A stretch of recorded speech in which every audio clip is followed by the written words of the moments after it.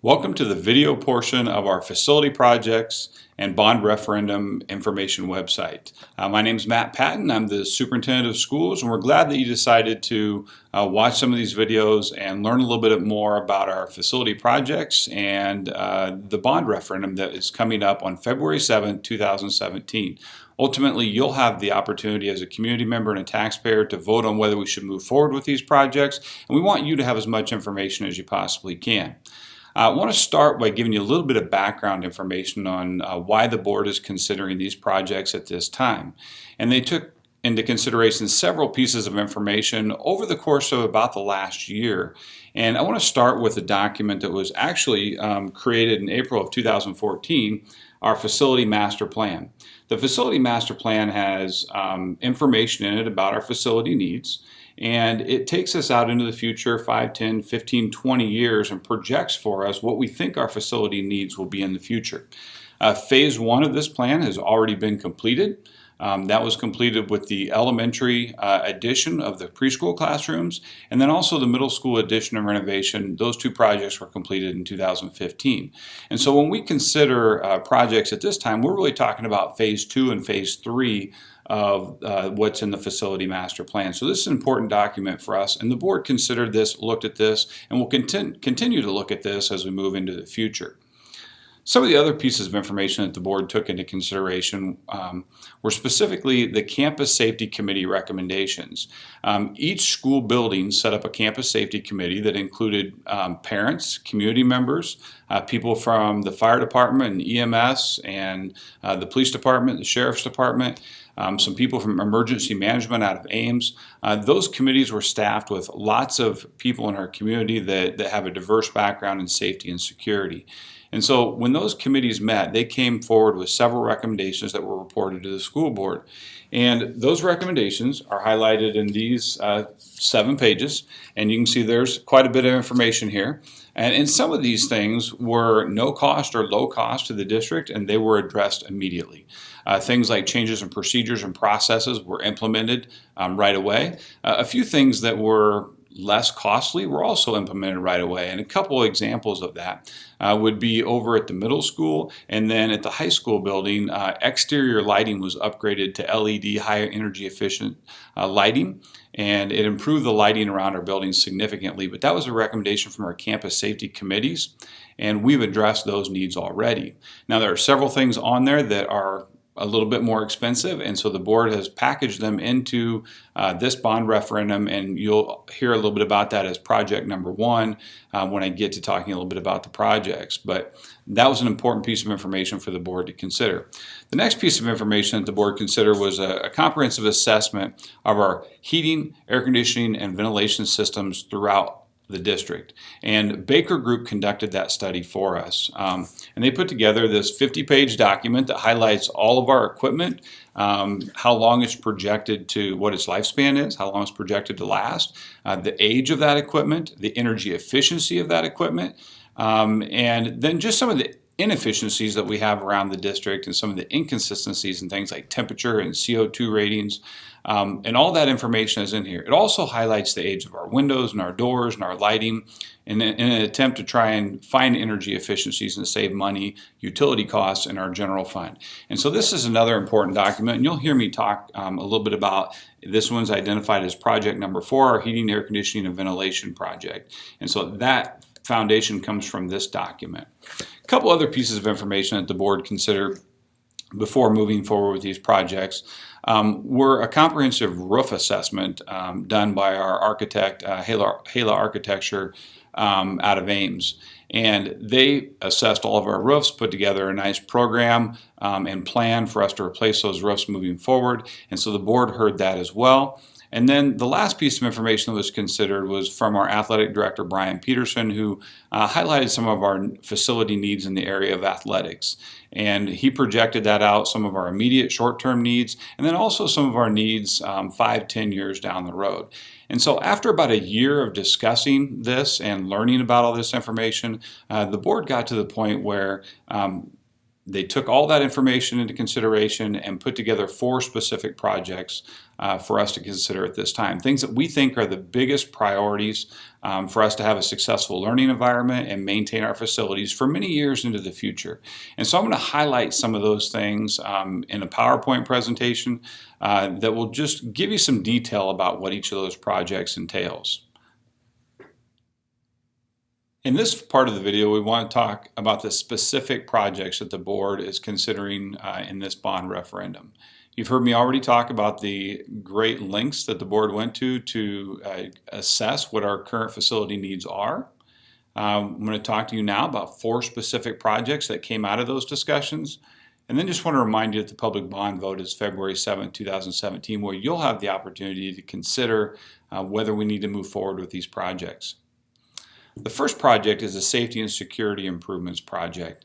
And you heard me talk about the campus safety committees that were created and the recommendations that came out of those committees, and that we've already addressed some of those things. But there clearly are many things left on that list that we are unable to address at this time, primarily because they're just too expensive for us to use existing funds to address them. And so that's why they're part of these 4 projects. And specifically, we want to add security cameras to all 3 buildings.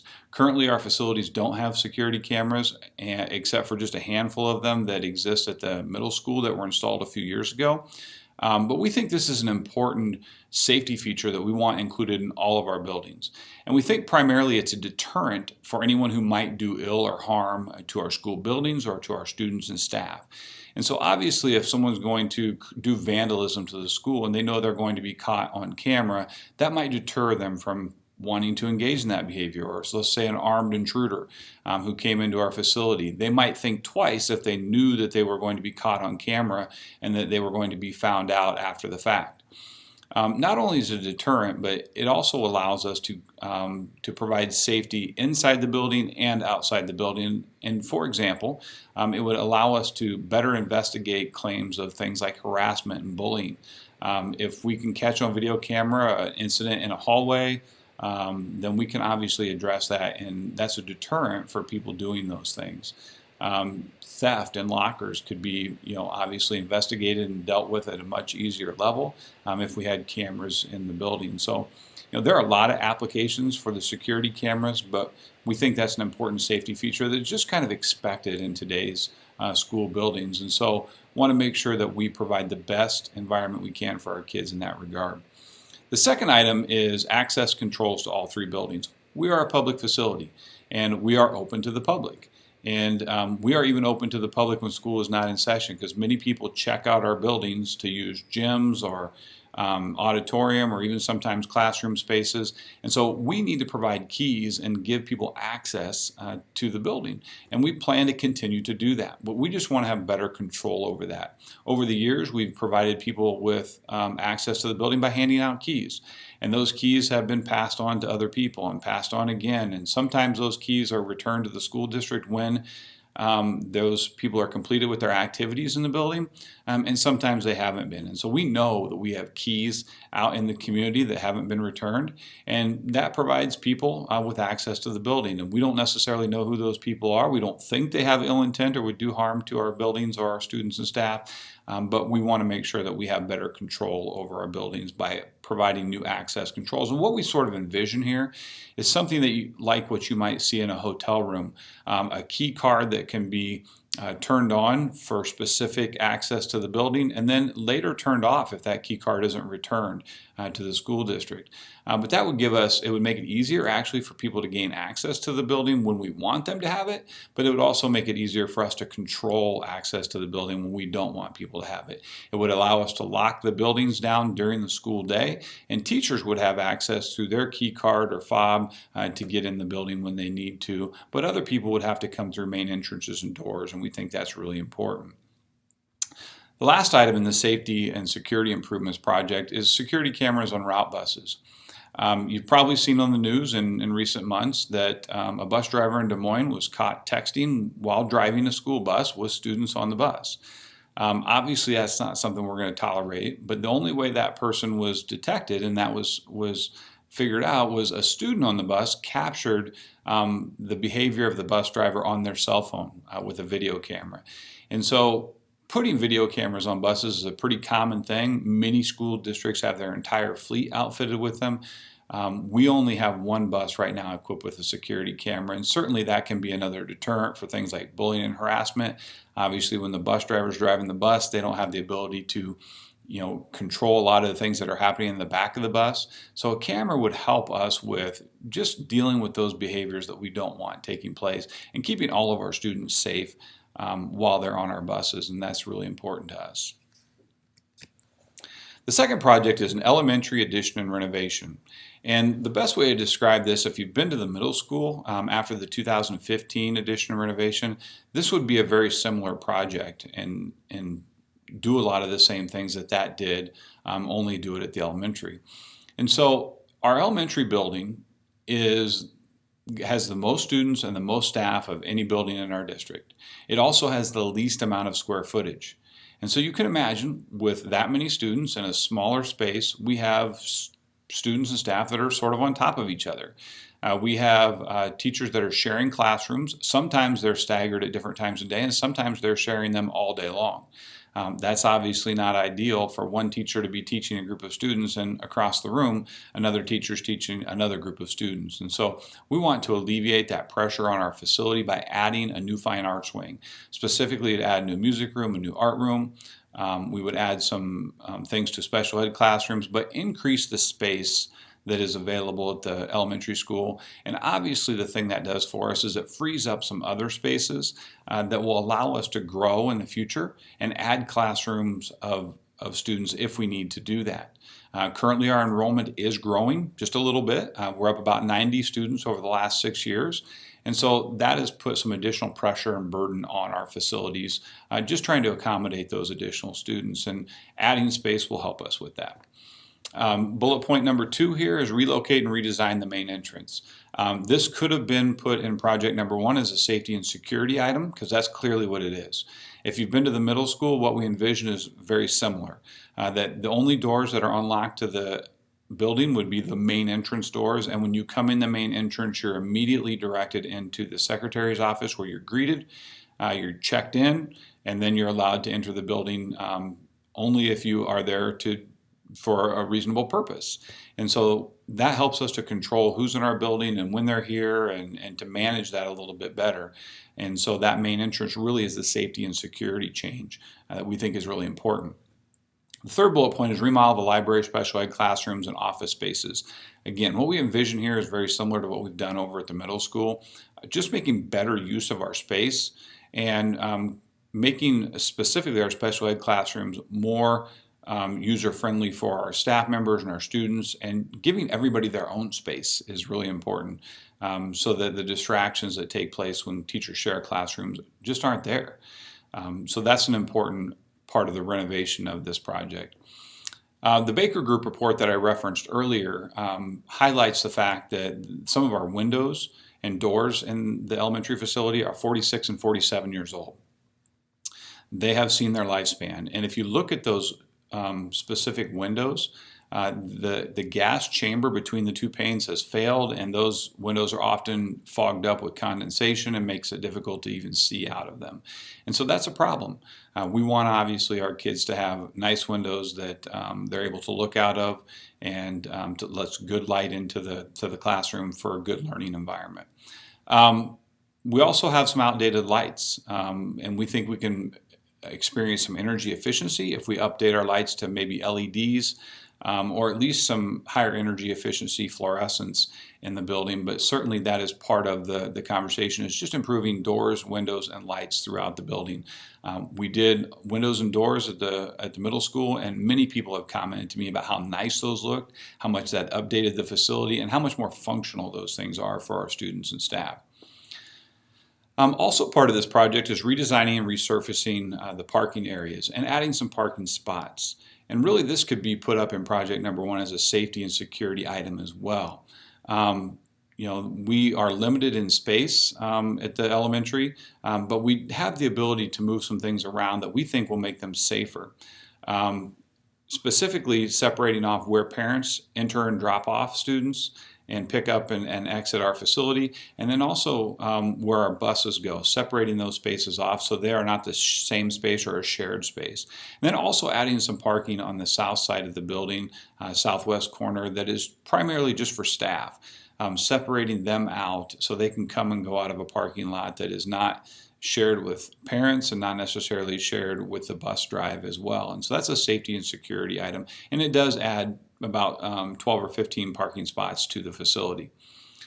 Also replacing and adding exterior lighting. You heard me talk about the fact that we've already done that at the middle school and at the high school, but we clearly need to do that at the elementary as well. And this is another energy efficiency thing, but it's also a safety item. And lighting the building up so that it's easy to view it at night is important to provide safety and security for that facility as well. Project number 3 is a high school science renovation. You've heard a lot about STEM being an important part of our education process. That stands for science and engineering and technology and mathematics. And we want to make sure that we have the best science classrooms that we can to provide the best learning environment for our kids.